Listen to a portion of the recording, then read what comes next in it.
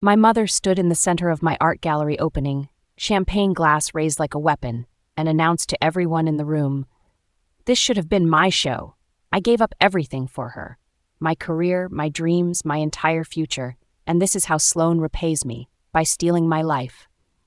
The 60 guests went quiet, their polite smiles freezing as Vanessa's voice grew louder. "Every painting here, every piece of success she's built, it's all because I sacrificed myself. I was the talented one. I was supposed to be the artist, but no, I had to raise her instead." She gestured wildly at my landscape paintings, sloshing wine onto the polished floor. "And now she gets galleries and recognition while I have nothing. Nothing." I stood frozen by the entrance, my best friend Quinn gripping my arm, whispering, "Do you want me to call security?" But I couldn't move. This wasn't new. Mom had been blaming me for her failed art career since I was 12, but she'd never done it so publicly, so viciously. As she continued her speech about sacrifice and stolen opportunities, I saw something in her eyes I'd never noticed before. Not just bitterness, but calculation. This performance was planned. Let me back up to understand how we got here, because that March 2025 gallery opening didn't come from nowhere. I'm Sloan Winters, 29, a landscape painter in Seattle who'd spent 15 years believing I was the reason my mother never became the famous artist she dreamed of being. Vanessa had been pregnant with me at 19, dropped out of art school, and spent my entire childhood reminding me that she'd sacrificed her talent for my existence. "You were supposed to be my masterpiece," she'd say, staring at my childhood drawings with disappointment. "Instead, you're just ordinary." I grew up trying to make it up to her, working twice as hard at everything, hoping that if I succeeded enough, her bitterness might ease. My father had left when I was 3, I barely remembered him, and it had been just Vanessa and me in a small apartment in Portland where she worked retail jobs while painting in stolen moments. Her canvases growing increasingly angry and dark. By age 16, I was selling my own paintings at local art fairs, earning enough to help with rent. Vanessa took over as my manager, handling sales and finances while I focused on creating. She said it made sense. She understood the art world. She'd protect me from being exploited. She knew business in ways I didn't. I trusted her completely.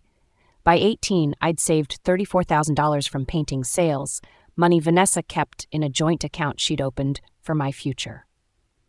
At 19, I got accepted to the Pacific Northwest College of Art with a partial scholarship, but Vanessa convinced me to defer for a year so I could build my portfolio and savings. That year turned into 3 years of painting while working at a coffee shop, with Vanessa still managing my art sales and promising the college fund was growing. Finally, at 22, I enrolled in college, and Vanessa said we'd need to dip into my savings for tuition that the scholarship didn't cover. When I asked to see the account, she got defensive. "You don't trust me after everything I've done?" I graduated with a BFA in 2021, $47,000 in student debt despite having earned over $80,000 from painting sales before college. The math didn't add up, but when I questioned Vanessa, she produced receipts for business expenses, art supplies, framing, booth fees, her time as manager. The numbers felt inflated, but I was too exhausted and guilty to push. She'd spent 23 years raising me alone. Of course, she deserved compensation. I moved to Seattle for a residency program, and Vanessa stayed in Portland, calling daily to critique my work and remind me I'd never have opportunities without her sacrifice. "Don't forget who gave up her dreams so you could have yours," became her signature phrase. By 2023, I was supporting myself through gallery sales and commissions, but Vanessa still called herself my manager, taking 30% of every sale because I taught you everything you know. I sent her $2,100 monthly, plus covered her rent when she claimed retail jobs weren't enough. I was barely surviving in Seattle, eating ramen and skipping social events, while sending money to Portland. In late 2024, I finally got the break I'd been working toward. A solo exhibition at the Meridian Gallery in Seattle, a respected space that could launch my career beyond regional sales. I was terrified and excited, spending months preparing 12 paintings that represented my best work. When I told Vanessa, her response was immediate. "I should be there. I'll come stay with you and help with setup. You'll need me." Something in her tone made my stomach twist. Not support, but ownership. She arrived in Seattle 2 weeks before the opening, moving into my tiny studio apartment, criticizing my paintings, rearranging my space, and inserting herself into every conversation with the gallery director. Sloan learned composition from me, she'd tell people. I gave up my own career to teach her. The gallery director, a woman named Alexis Chen, pulled me aside after one meeting. "Sloan, is your mother always this involved?" I made excuses, but Alexis's concern stayed with me. The night before the opening, Vanessa drank 2 bottles of wine and told me my paintings were derivative and that if she'd had my opportunities, she'd have been truly great. I went to bed wondering why success felt like punishment. The gallery opening should have been my proudest moment. My name in clean letters on the wall, my paintings properly lit and labeled, collectors actually interested in buying. Instead, it became the night Vanessa destroyed everything while accidentally revealing the truth. After her public speech about sacrifice and stolen dreams, security did finally escort her out, but not before she screamed one final thing. "You owe me everything. Every dollar I spent raising you, every opportunity I gave you, you owe me." Guests left awkwardly, sales conversations abandoned, my career moment ruined. I sat on the gallery floor after everyone was gone, and Quinn handed me her phone. "Someone recorded it," she said quietly. I watched the video, Vanessa's face twisted with rage, her words slurred but deliberate, her final scream about money I owed her. And that's when something clicked. This wasn't about art or dreams. This was about money. It had always been about money. The next morning, I did something I should have done years ago. I requested my full financial history from the bank where Vanessa and I had shared that original account. Since I'd been a minor when it opened, I had rights to all transaction records. The bank sent PDFs within 3 hours, and what I found made me physically ill. Between ages 16 and 22, I deposited $87,400 from art sales into that joint account. Vanessa had withdrawn $81,200 for business expenses. But the expense descriptions were vague: supplies, management fees, business development. I cross-referenced these dates with my own records, the calendars where I'd tracked actual supply purchases, the receipts I'd kept in shoeboxes because I was obsessive about documentation even as a teenager. The numbers didn't match, not even close. For example, on June 3, 2018, Vanessa withdrew $3,200 labeled canvas and paint supplies, but my receipts showed I'd spent $340 that month on supplies. The remaining $2,860 was just gone. I went through every withdrawal and the pattern was clear. Vanessa had been systematically stealing from me for 6 years. But the bank records revealed something worse. In 2019, when I deferred college the first time, Vanessa had transferred $15,000 from our joint account to an account in her name only, labeled Management Commission. I'd never authorized a $15K commission. In 2020, another $12,000 transfer. In 2021, $8,500. Over 3 years, she'd moved $35,500 from my earnings into her personal account while telling me the money was safely saved for my education. When I'd finally gone to college and asked about tuition, she'd claimed the account only had $8,000 left because of unexpected expenses. I'd taken out student loans for $47,000 because I thought I had no other choice, while Vanessa sat on $35,500 of my own money. The rage that hit me was different from anything I'd felt before. Not hot and explosive, but cold and clear. My mother hadn't just failed at her art career and blamed me. She'd actively stolen my money while emotionally manipulating me into believing I owed her everything. I called Quinn, a paralegal at a corporate law firm, and asked if what I'd found constituted theft. She came over within an hour, reviewed the bank statements, and said quietly, "Sloan, this is embezzlement. She was your manager. You were a minor for part of this. She took money without authorization and lied about it. This is criminal." She recommended I talk to Austin Cross, an attorney who specialized in financial exploitation and family law. I met Austin on March 18, 2025 in his downtown Seattle office and showed him everything: the bank records, my receipts, the withdrawal patterns, the unauthorized transfers. Austin reviewed it all and said, "Your mother stole at least $78,000 from you over 6 years, plus the emotional manipulation to prevent you from questioning it. Washington state law is very clear about this. He explained I could pursue both criminal charges and a civil lawsuit to recover the money plus damages. But there was more. Austin asked if I had any contracts with Vanessa regarding her role as my manager. I didn't. Everything had been verbal, based on trust. That actually helps us, he said. She had no legal right to any commission without a written contract. Every penny she took was theft. Austin also asked about the monthly payments I'd been sending Vanessa since 2023. I showed him my bank records, $2,100 every month for 28 months, totaling $58,800. I'd sent it because she'd said she needed help with rent and bills that I owed her for all she'd sacrificed. Austin's jaw tightened. Sloan, did she ever show you rent receipts or bills proving she needed this money? I admitted she hadn't. He pulled up property records for Portland and found that Vanessa owned her apartment free and clear. She'd inherited it from her mother in 2020 and had no mortgage or rent payments. She'd been lying about needing money while collecting nearly $60,000 from me in 2 years. Austin did more digging and discovered Vanessa had used some of my money to fund a business venture. A small art gallery she'd opened in Portland in 2022 called Vanessa Winters Studio. She'd never told me about it, never invited me to see it, just taken my money to fund her own gallery while telling me she had nothing. I sat in Austin's office staring at photos of her gallery, my money turned into her dream, and felt something inside me finally break free from her control. But Austin wasn't done investigating. He hired a forensic accountant named Nora Bennett to trace exactly where all my money had gone, and Nora's report, delivered on April 2nd, 2025, was devastating. Total amount Vanessa had taken from me, $139,800.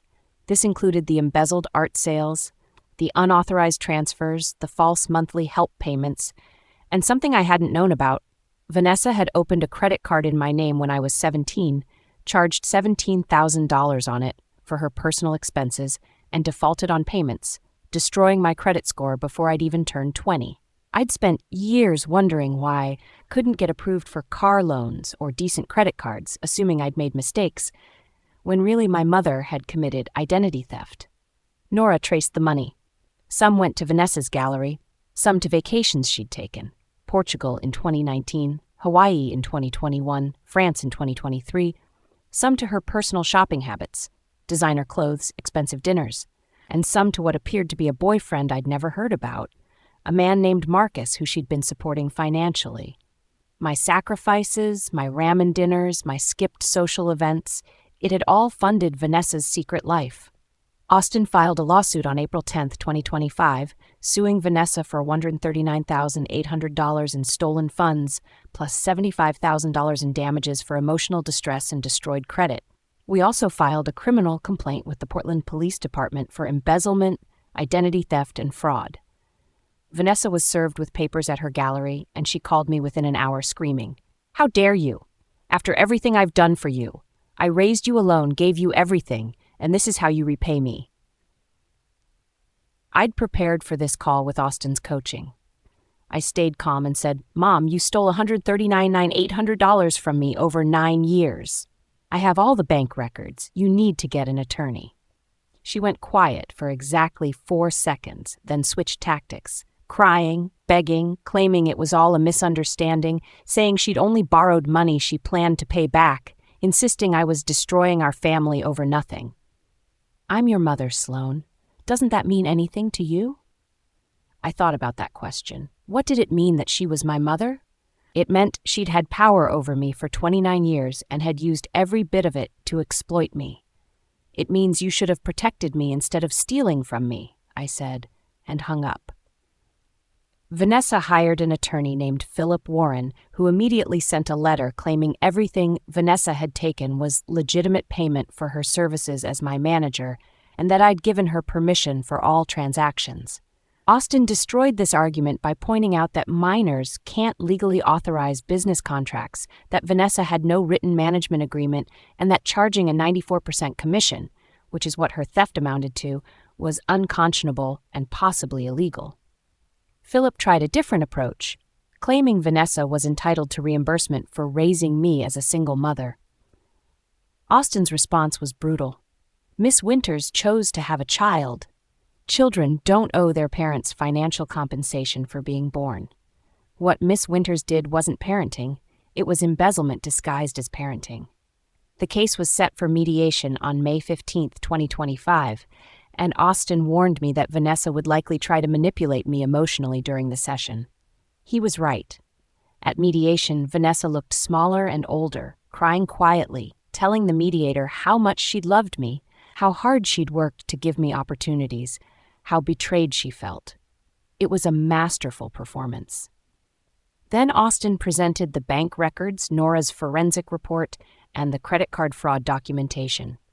The mediator's expression changed from sympathetic to disgusted. The mediator asked Vanessa directly if she opened a credit card in my name without permission when I was a minor. Vanessa stammered that she'd needed it for family emergencies and had planned to pay it off before I noticed. The mediator asked about the vacations to Portugal, Hawaii, and France. Vanessa claimed they were research trips for her art career. The mediator asked about the $58,800 in monthly payments I'd sent while she owned her apartment free and clear. Vanessa said she'd needed the money for business expenses at her gallery. The mediator looked at her for a long time, then said, "Miss Winters, you systematically defrauded your daughter for nearly a decade. Nothing you've said here constitutes a legitimate defense." Philip tried to negotiate a settlement where Vanessa would pay back $50,000 and I'd drop the criminal complaint. Austin rejected it immediately. "My client wants full restitution of $139,800 plus damages of $75 for a total of $214,800, and she will not interfere with the criminal investigation." Vanessa started crying harder, saying she didn't have that kind of money, that she'd lose her gallery, that I was destroying her life.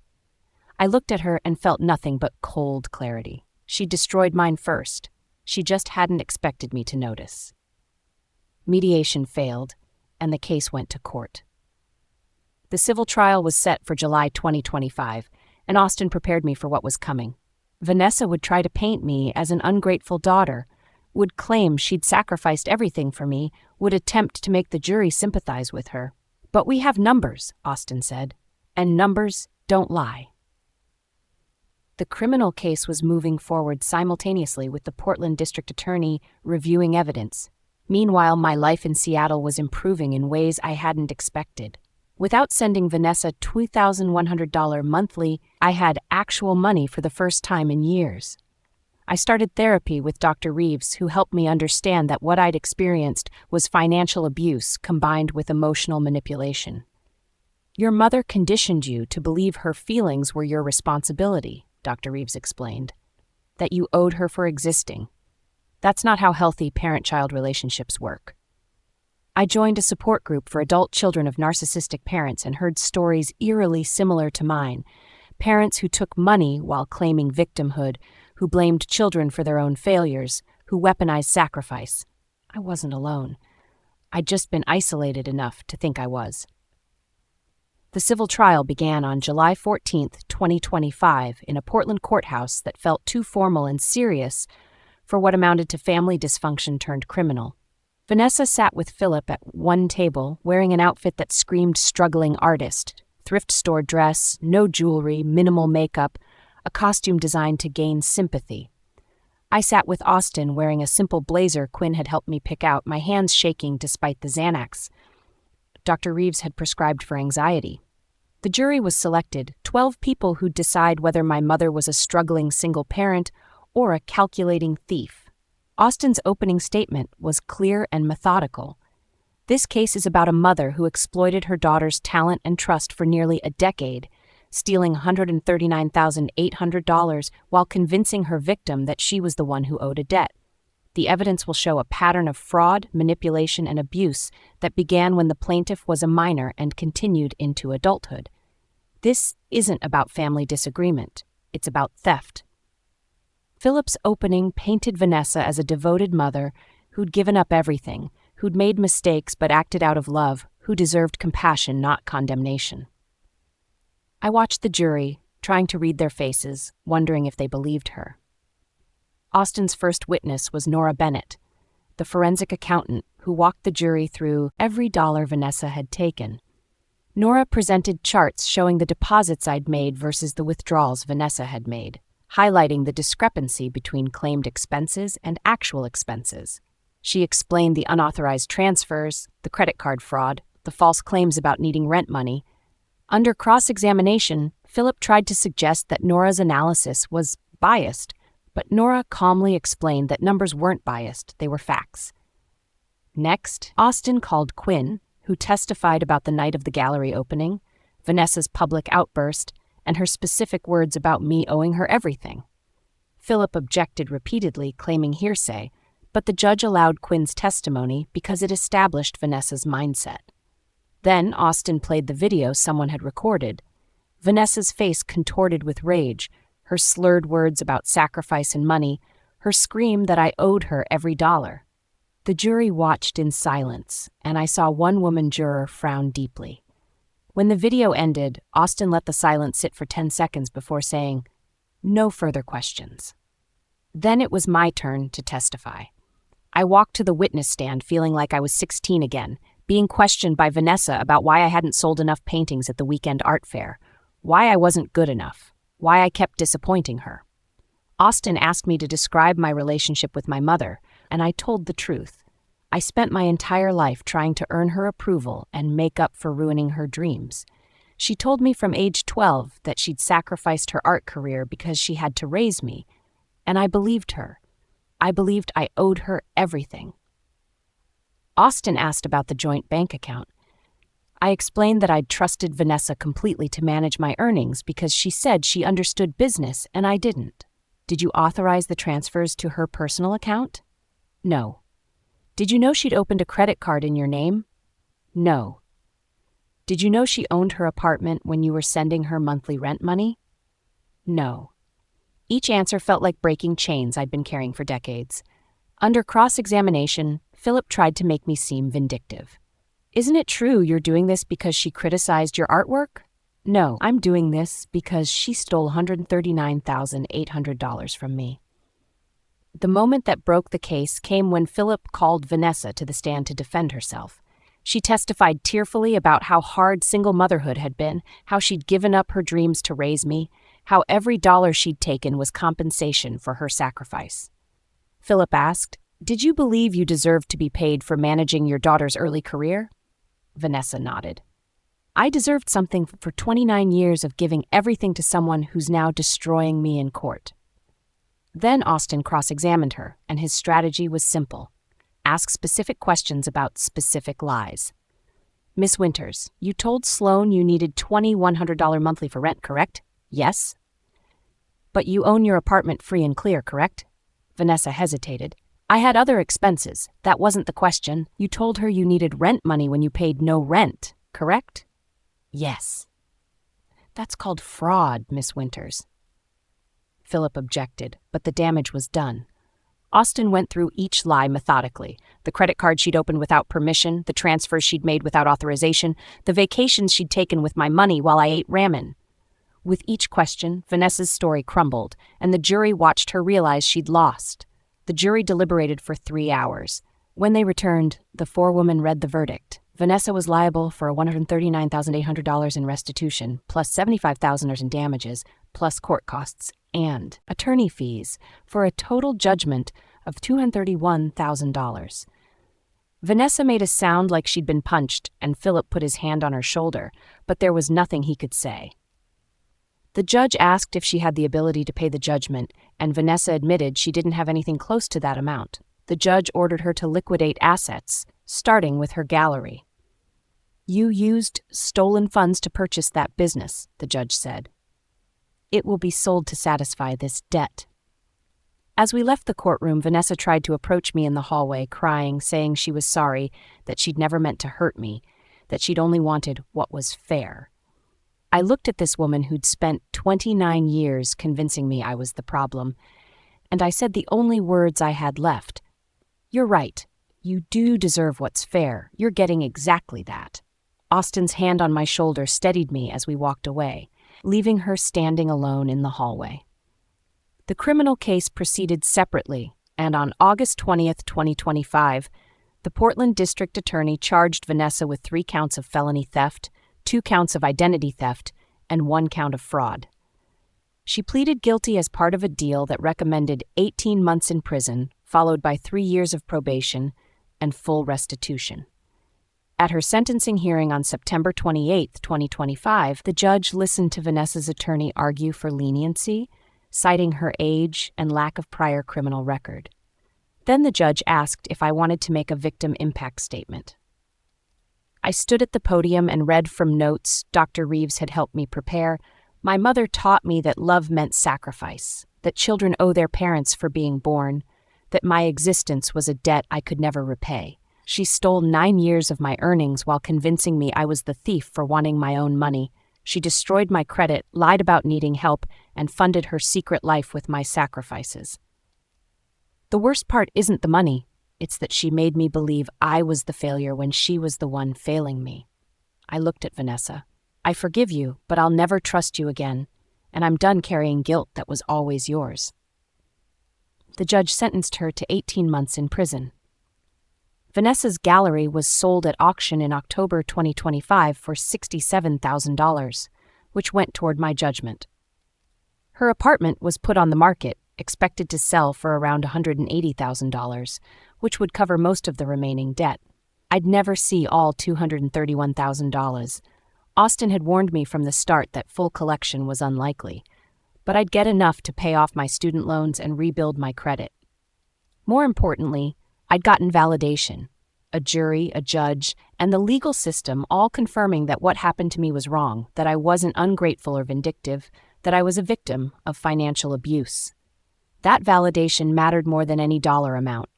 Meanwhile, my art career recovered from the gallery opening disaster.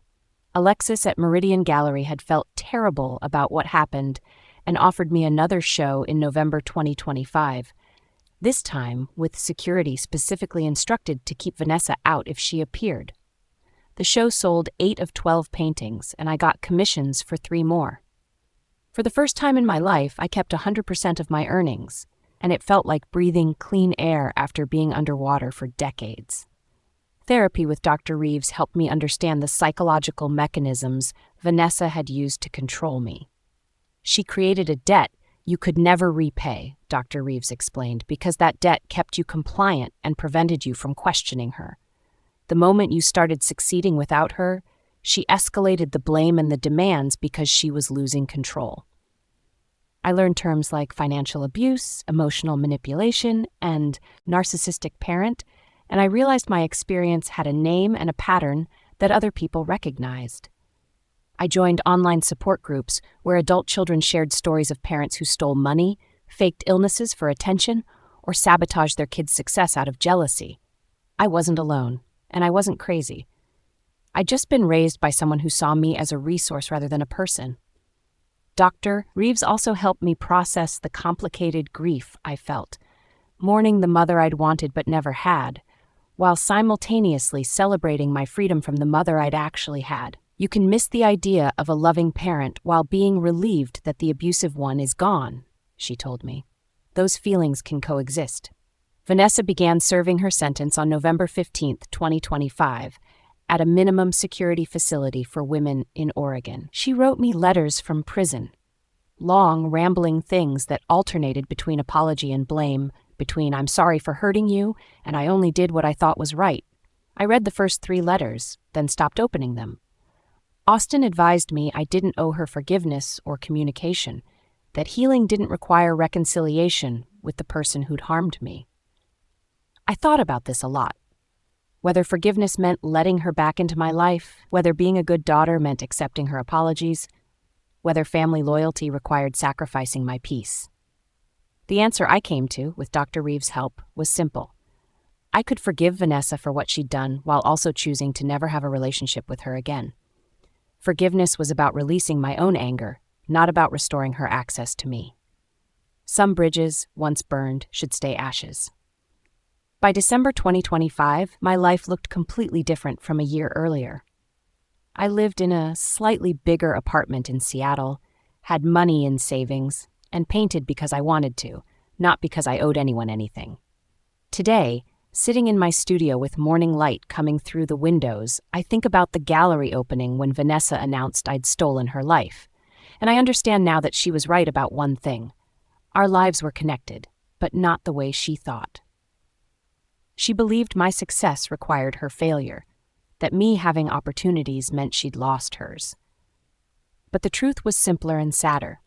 Vanessa had failed herself long before I was born, and spent 29 years blaming me for choices that were always hers. She could have pursued her art career while raising me. She could have asked for help instead of stealing. She could have celebrated my success instead of resenting it. Every decision she made, to embezzle, to lie, to manipulate, was her choice, not my fault.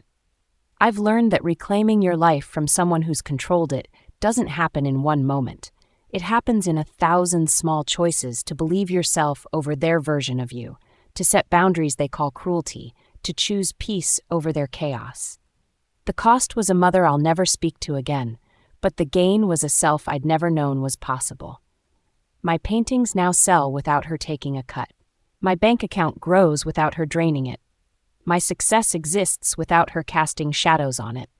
And when people ask if I regret taking legal action against my own mother, I tell them the truth. I regret believing her lies for so long, but I'll never regret choosing myself.